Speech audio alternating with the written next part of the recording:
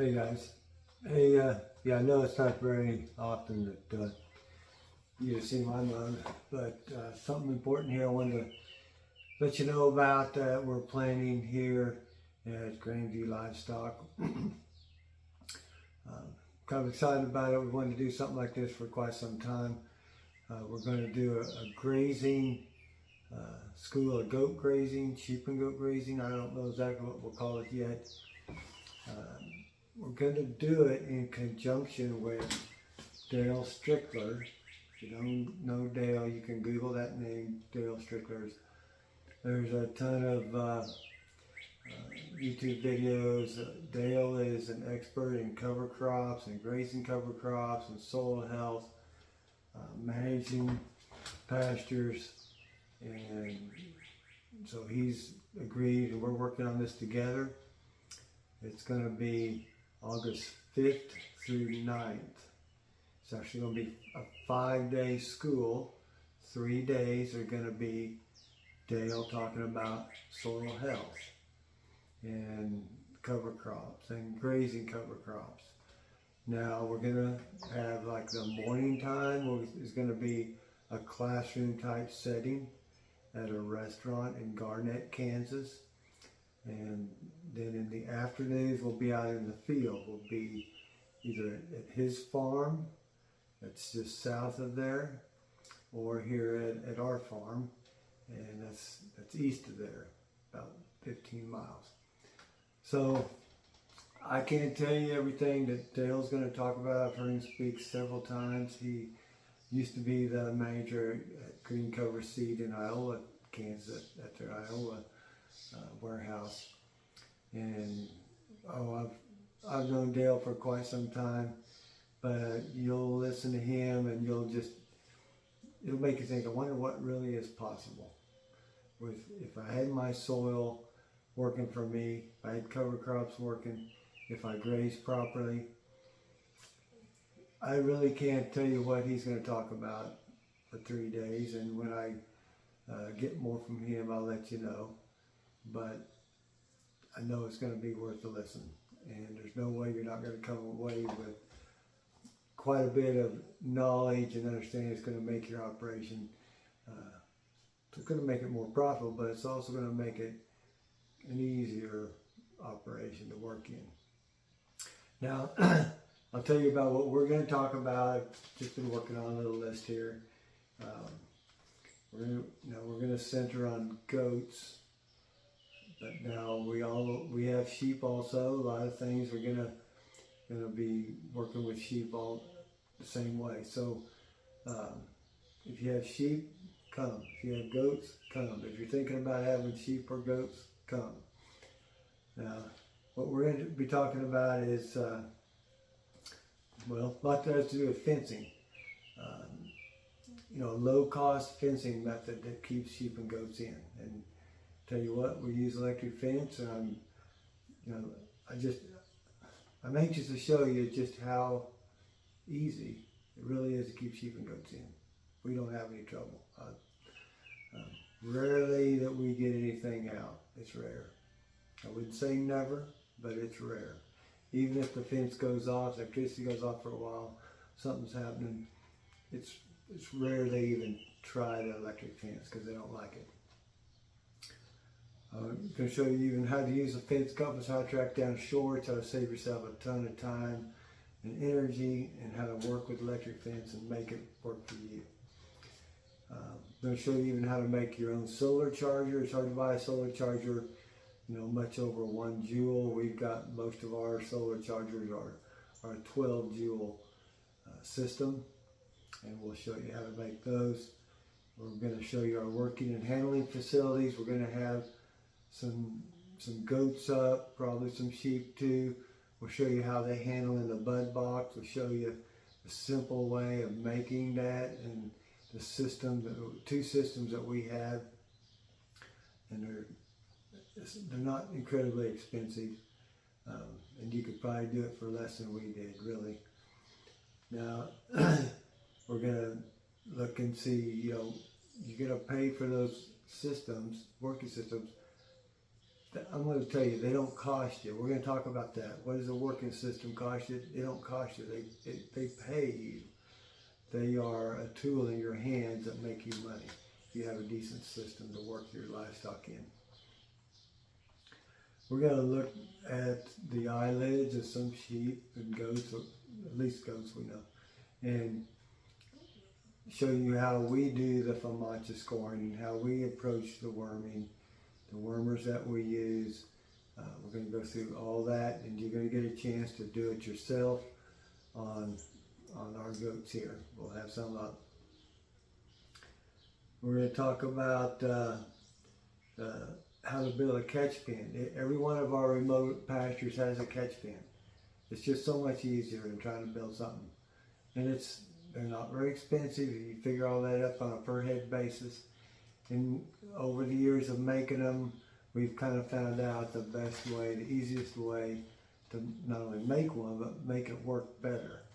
There's some things, some tricks, some ways you build it, and it'll work much better than other ways you build it. And yeah, I didn't do it right for a long time, and it'll still work. But if you can if I can show you a few tricks, a few ways to do it, and then it's just there. And then when you want to get them up, it's there. We have these on other people's property, and that's what we're going to talk about also, how to put your goats on other people's property where they have the cows, but they want some brush and weed control. And just how that's done, how we manage that, who pays for what, who pays who, what do you do in those situations, how do you make it work, what do you do in the winter time, feeding and that kind of stuff. We're going to talk about that.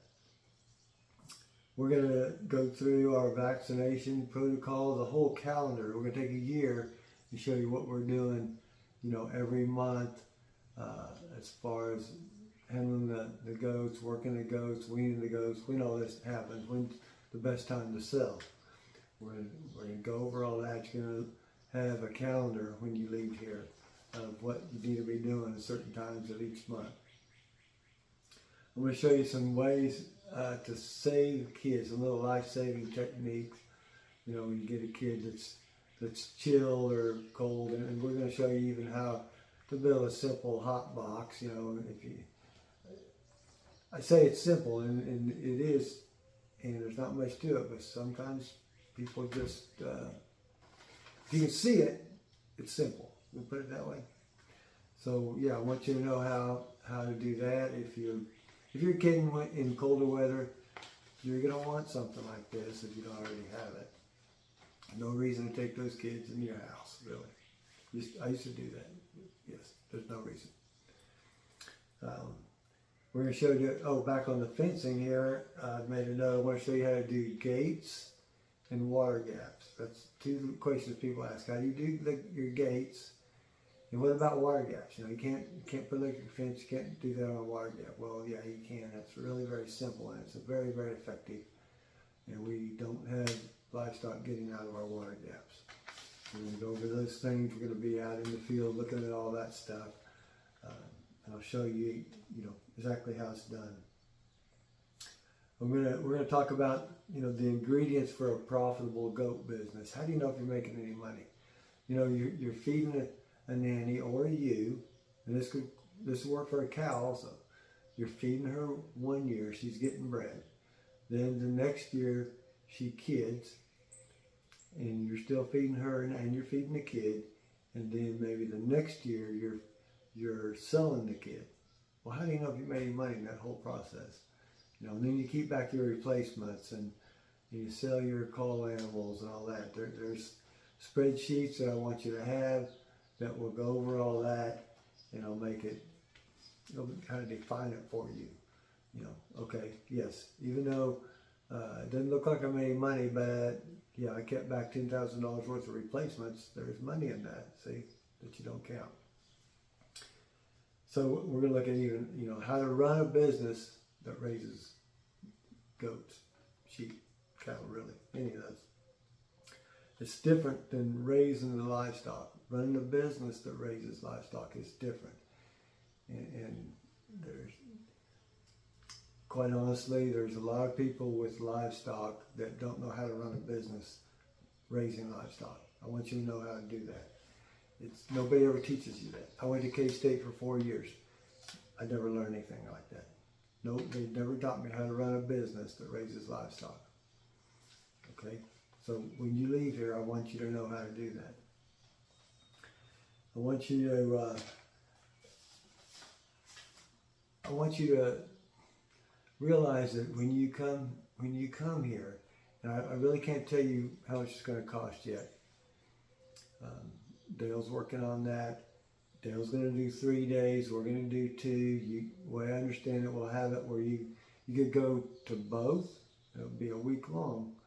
Or you could go to 3 days of Dale or 2 days of us. Maybe some other way even. I'm not exactly sure yet. But I want you to know that if you're raising livestock, you've got a lot of money wrapped up into that stuff. You sit down and think about it. If you took that money and sold out, what you could do with it. Well, I tell you, it's worth. You need to be learning. You need to be learning every year. I have a budget item that me and the guys go for continuing education. And there's one meeting we always go to is down at Green Cover Seed in Iowa, and that's where Dale was managing there, and Dale was the speaker there. And but there's other meetings we go to. We listen to podcasts. You know, if we're on the tractor, if we're doing something like that, then yeah, we've got headphones in, listen to podcasts, learning all we can. And I want you to learn how to raise sheep and goats and how to run a business that raises sheep and goats. And sometimes I look at schools I went to and I'm like, man, that's a lot of time. I can't afford to get away. Well, that tells you right there you should go. Because if you can't afford to get away, then maybe there's something you're doing wrong. Around here, I mean, I'll just be honest with you. On the weekend, unless we're planting or combining, something that just has to be done, it's very time sensitive, there's just not a lot that goes on around here on a Saturday or Sunday. I mean, there's animals, yeah, they may have to be moved that day if we're doing moving animals every day or two, or how that works, but it's not an all-day thing. And so if you're where you can't get away, you really need to learn how to manage your business in a way that you can get away. So hey, I'll keep getting you updates on this as I find out more about it and it becomes a little more solid. But it'll be in Garnett, Kansas, August 5th through the 9th. We'll have something that you can register ahead of time so we get kind of an idea how many's coming. And I'll keep you updated. Hey, thanks for tuning in. I appreciate you guys.